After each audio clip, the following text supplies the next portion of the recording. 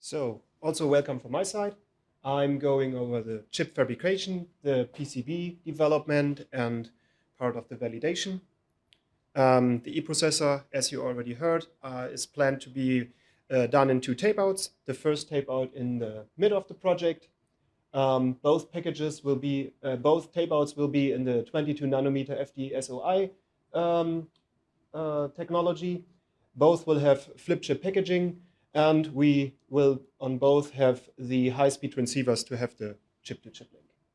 The first tape out will only be one single core and one chip-to-chip link. The target size is around 9 square millimeters. The second tape out will have two processor cores and two chip-to-chip links and the DDR4 controller, as we already heard, and the target size is around 15 square millimeters.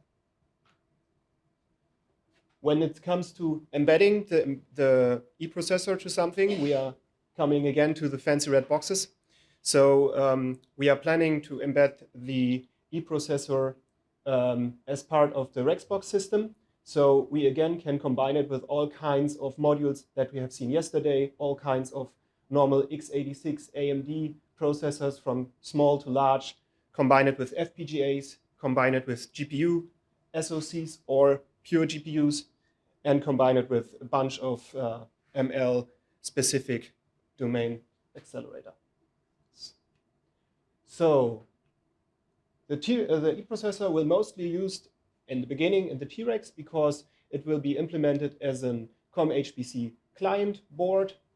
As we already heard, or most of us, the TRex provides space for free COM-HPC microservers. It has a very comprehensive communication infrastructure. We have Ethernet, we have a management network, we have these high-speed, low-latency connections, these switched PCIe host-to-host communications, and we also have a bunch of I/O that we will later see we need for the smart mirror use case or whatever we will do with it.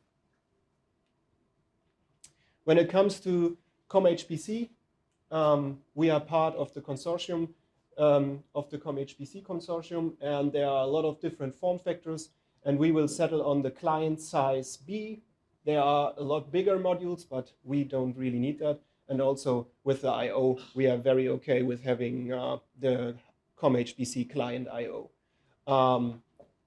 This will grow. The whole COM-HPC community will get bigger, and you will have a lot of opportunities to put the eProcessor into different upcoming devices and systems.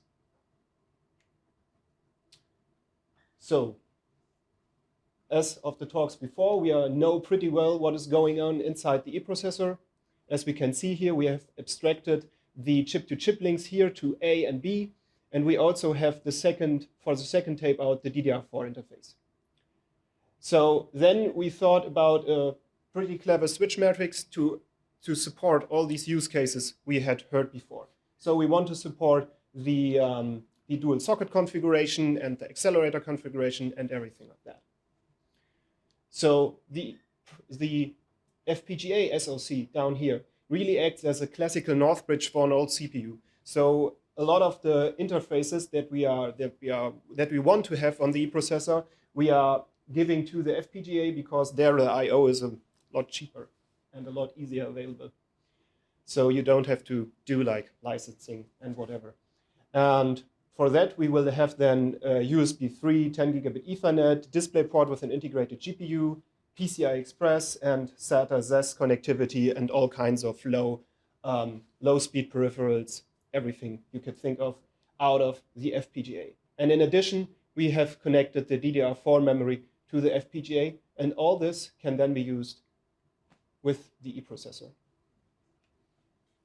The layout will be something like that, 12 by 12 centimeter board, having two SODIMM RAM sticks, having the eProcessor and the companion FPGA, and of course some housekeeping stuff like power delivery and whatever you need.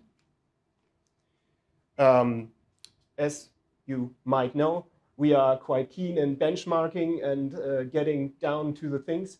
So we are implementing also these fast and fine-grained measurements directly on the eProcessor board, on the different power rails. So you have great insight in what's really going on inside the eProcessor on each of the rails, on each of the different systems. When we come to the companion FPGA, we are going for FPGA-based Zynq ultrascale from Xilinx or AMD. And then we might ask, why a Zynq? Why do we need this ARM CPU when we have the eProcessor? And we don't need it. So we are not using the ARM processor, but we are very interested in the hard IP cores that are in the processing system. So we have came up with a way that we can bridge these chip-to-chip links to CHI, to XE, and then access all these different components like the hard USB core or the hard GPU with DisplayPort in the processing system, and use all that from the eProcessor. So we are saving a lot of energy, getting a lot more out of this whole FPGA. And of course, we have the DDR4 controller in the processing system and in the programmable logic. And we also will have the high-speed connections in the programmable logic, like 10 gigabit Ethernet, PCI Express, and all that stuff. So we can really provide a lot of input-output capability to the eProcessor for not that much like chip space on the PCB. Also, a cool thing is that we have this real-time processing unit in the Zynq system, and we are actually using that for the board management controller. So we are not putting anything else on the board, just the FPGA, and the RPU is booting, and then the RPU will control all the voltage stuff and all the housekeeping for the board, and we don't even need any other microcontroller there. So I've talked about these switch matrix and the chip-to-chip connections. So if we look at here, we have a first tape-out eProcessor, and the switch matrix is connected via the switch matrix is connected to the companion FPGA, and again in the switch matrix. And then we can just do a dual socket configuration, like we have two eProcessors acting as dual socket.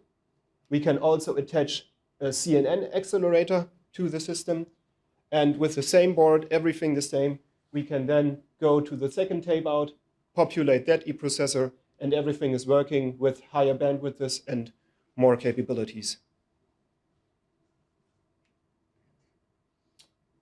The physical layout will then be on the TRex, the one eProcessor at least, that will be here. Then we can plug in another eProcessor or an FPGA if we need, really depends, and a CNN accelerator.